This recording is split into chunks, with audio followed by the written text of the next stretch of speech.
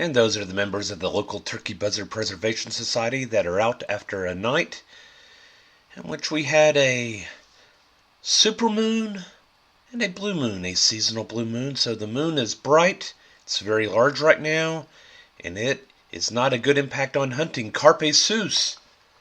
But it is a good night to be hunting. And I've got pigs in the field out there in the distance.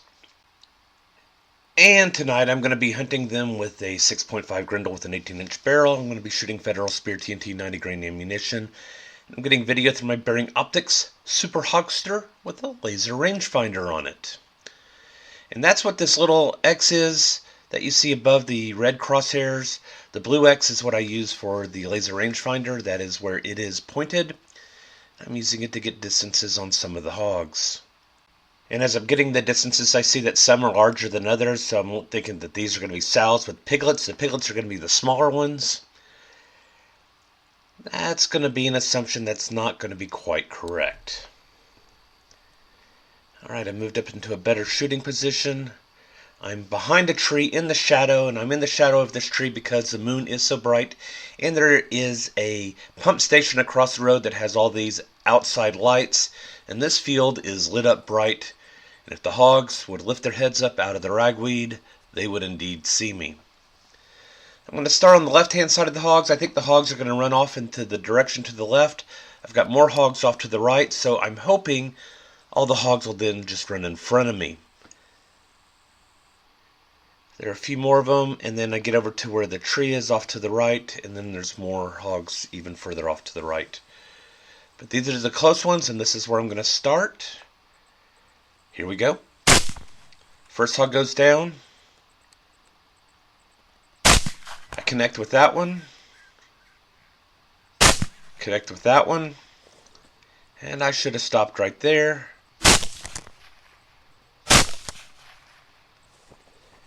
And then the hogs take off through the trees. I try some ambush shooting. I don't know that a single one of those shots connected.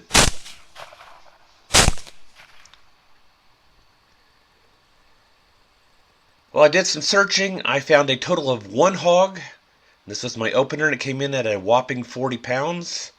And with the help of the landowner, found two more hogs. This one of unknown sex, and then a small gilt, also probably in the 30 to 40 pound range. Nothing too large at all. And now I'm on the next property. I've got hogs out there at about 210 yards. I spotted these hogs on the road as I was coming in the front gate. Gotten parked behind the barn. I've come around the barn now.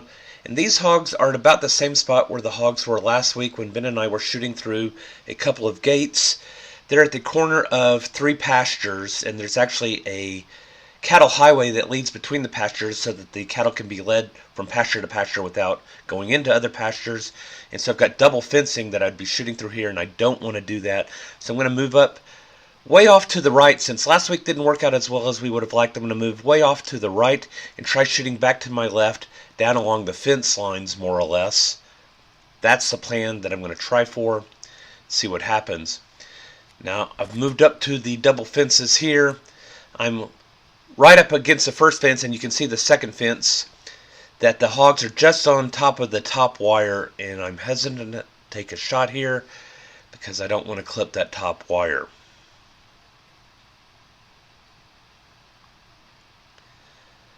Looks like I've got one larger hog and four smallers. And in retrospect, that's going to be a sow and her four offspring.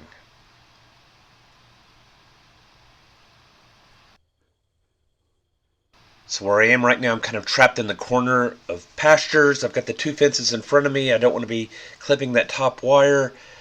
So I stop and take a look. I've got a couple gates next to me, and usually these gates are secured. And to my surprise, they're closed, but they're not latched. And I'm going to slowly push through both of the gates and move out in front of the fences where I am now. And that's what I've done right here.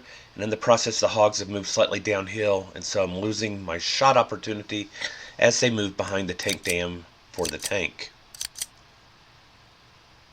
So they're slightly in defilade right here, but I'm going to go ahead and see about opening up and taking the one hog that I can. I'm going to get a range on it. It says 77 yards, and the laser rangefinder is going to be very accurate, and that's going to be the correct range for what I'm ranging. But GPS says I'm at about 100 yards, which I find out later when I go and collect the hog. Why the difference? It's probably because the laser rangefinder is hitting some vegetation between the hog and myself and giving me an incorrect reading. This would be a problem if I was shooting something like a 300 blackout in subsonic, but I'm shooting supersonic ammunition, and all I need to know is that I'm in the right neighborhood to be shooting, so I'm good to go. Speaking of which, here we go. First hog goes down, and I anticipate this one jinking to the left. It doesn't, it jinks to the right. Connect with its buddy, then I connect with it, and it goes down. And my follow-up shot is over the top. Scanning for other hogs. Pick up this one in the distance. Try to work on my lead on it. Looks like just a little too much lead. Too much lead.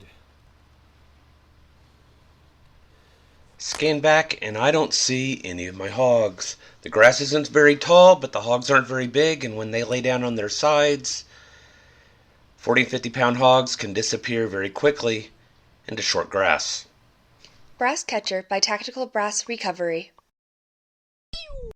I came away with 3 hogs, including a 30 pound gilt, a 25 pound male shoat, and a 50 pound mulefoot shoat.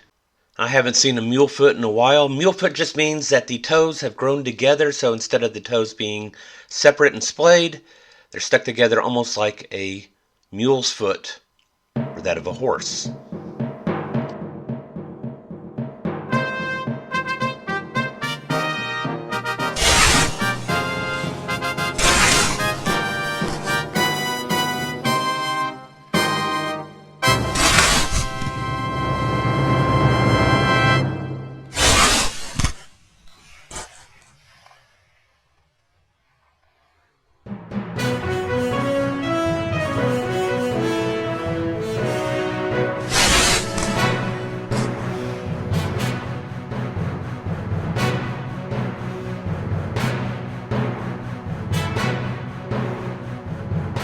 Carpe sus, my friends.